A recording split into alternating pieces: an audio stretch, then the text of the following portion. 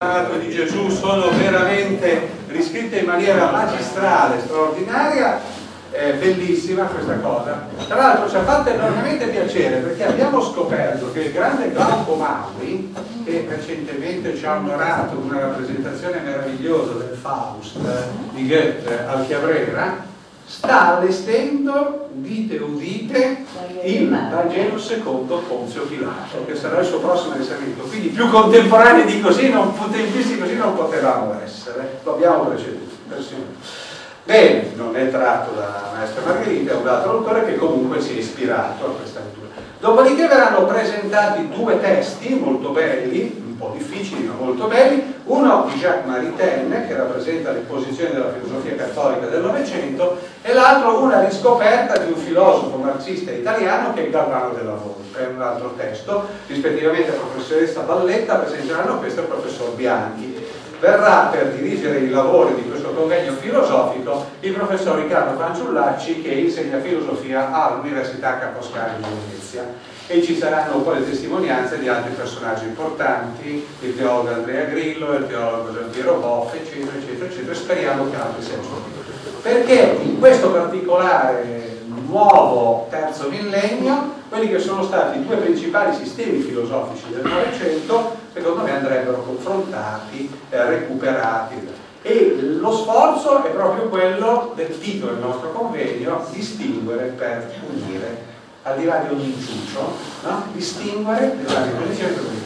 È un fatto poi molto importante che sia Maritain che Galvano della Volpe partono dalla filosofia idealista e giungono a due approdi completamente diversi: la filosofia cattolica, il cattolicesimo uno, si converte Maritain, e invece il marxismo l'altro, ma partendo tutti e due da una filosofia.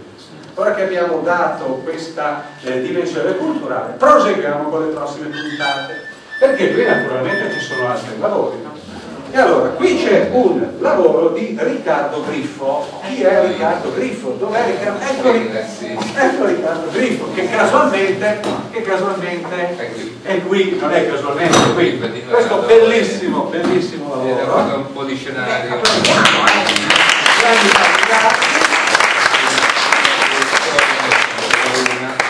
Ho trovato un sistema un po' con uno sfondo scuro, praticamente si vede soltanto il bianco della luna. Come da bellissimo, un pezzo magnifico, molto complesso, bellissima.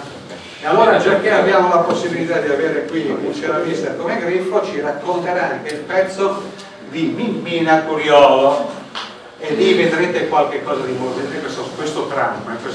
Non vogliamo anticipare niente, ma come può arrivare questa decapitazione secondo voi? Scivolando sotto il taglio della testa. E chi è quella?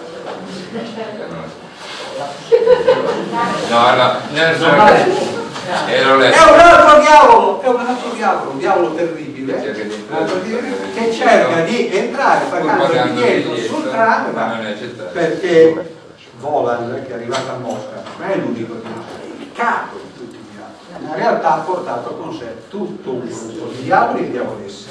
E questo qui è un altro diavolo che si chiama Beo, che poi sarà interpretato da lei, che è tutto perché un gatto.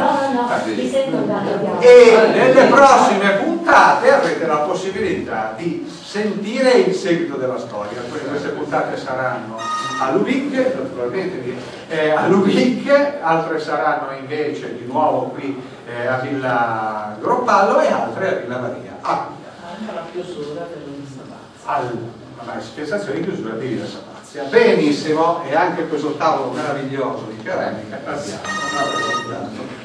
C'è qualcuno che deve assolutamente